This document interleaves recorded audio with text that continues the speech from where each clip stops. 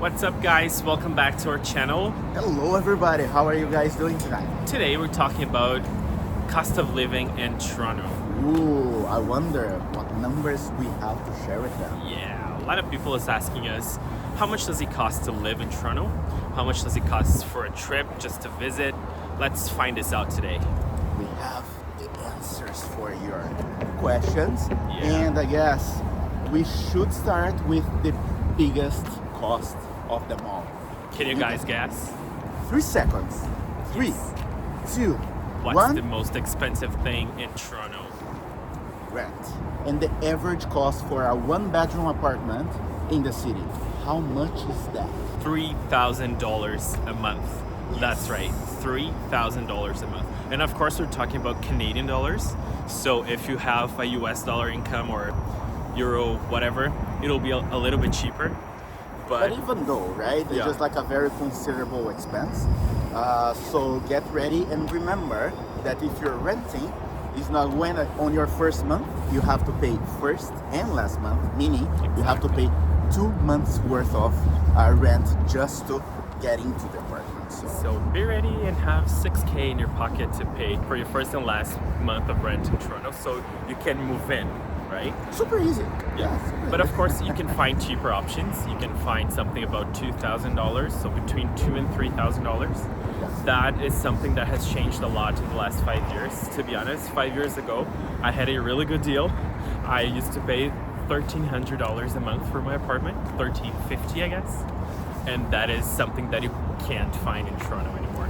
Yeah, like as a personal experience, guys, like I have a suite apartment, right? Just like and like on the last year, basically for new tenants, they have to pay 25% more a month compared to when I just got there to the same apartment with the same features and utilities and everything. So just for you guys to have an idea how intense is the Great. change here on our market. But there is a good thing about rent prices is that once you get in, once you get a contract, the price won't change. It'll only go up 1 or 2% a year, but you have this deal forever. If you don't move out, that's the price that you're gonna pay for the rest of your life, basically. Is that what we call here rent control? So like by contract, you're kind of protected from the market, right? So Exactly. at least that. So you have the first struggle, but after that, you can actually put in your budget something that is measurable. If you're coming to the country, if you're finding an entry-level job, you will probably share a house with somebody. So you can rent a 2-bedroom apartment and share it with a roommate, or you can rent a room in somebody else's house. And I don't think it's that cheap anymore. Like 5 years ago, you could find a room for $800 a month, but now I It's think kind of like challenging, Yeah. or you're gonna find something close to that, but on like far away neighborhoods, Yeah. away from downtown. But averagely, let's just say $1,200 a month. You can find a good room. Maybe not in downtown, but still you can manage to find it. Yeah, and I guess on that note, we should talk about what you have to do in order to pay for this rent. Yeah. So let's talk about Work. wages. Yes, work. Yeah. So right now, if you're watching this video in 2024, minimum wage in Toronto, in Ontario, which is the province, is $16.55 an hour. And well, you probably know that already, but here in Toronto, here in Canada, you get paid usually by the hour or by year. If you have a higher position in the company, you're probably gonna get a contract that will give you an annual salary. But if you're just coming to the country, if you get your first job, usually you will be paid by the hour. Yeah, most common services here would be on the customer service industry, and then you get a hourly wage. Basically, you're going to be paid for the hours that you actually work. People usually work between 35 and 40 hours a week. In a monthly perspective, that's about $2,700.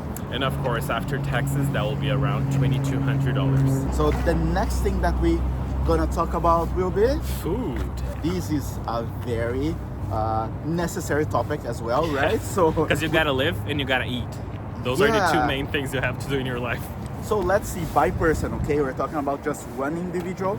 In average, let's say that if you are more, if you spend less or you have less needs or more common needs, you would start like having an expense of around $50 to $100 a week.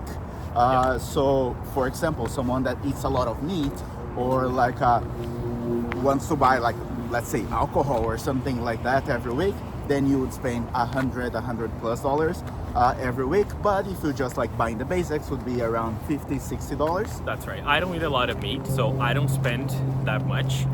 But Hamilton, for example, he eats a lot of meat, so he spends about that per week, right? And there are other expenses that your household will have, such as Wi-Fi, electricity bill. Those things will take each of them about $50 and $100 a month. And of course, you need a phone as well. You need your data, and that will also be around between $50 and $100 a month. Of course, we have like different options of carriers that you can select, and then of different packages of like data. So like 20 gigs, 50 gigs, 150 gigs. So they will all be like a little bit around this average that we're providing to you guys. It's up to you how much coverage, how much internet to use. And of course, you need some time to have fun, right? Because you're not gonna live just to pay bills and die. Definitely not.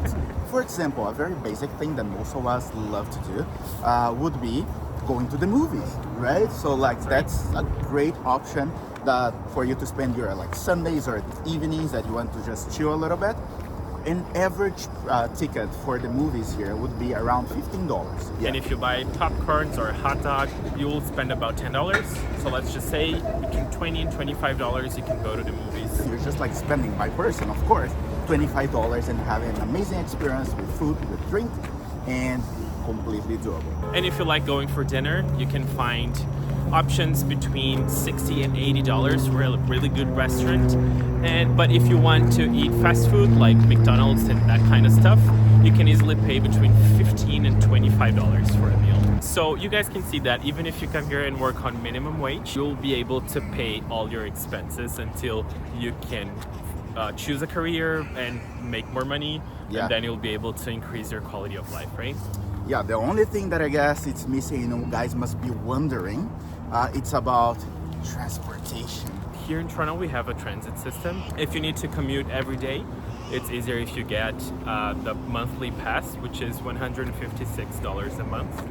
Yeah, and if you prefer or just have to go randomly to the office or to your job, and you have the option to pay single fares. Single fares are $3.30. If you want to use it again, you have the option to do so without paying for the next 2 hours. And this is completely connected. Buses, streetcar, subway, and so on. And that's all for today, guys. I hope you now understand a little bit more about cost of living in Toronto. That's, of course, if you want to live here. And that's it. See you guys on the next video. Yeah, hopefully see you guys either on the next video or here. In Toronto. Bye. Come here. Bye.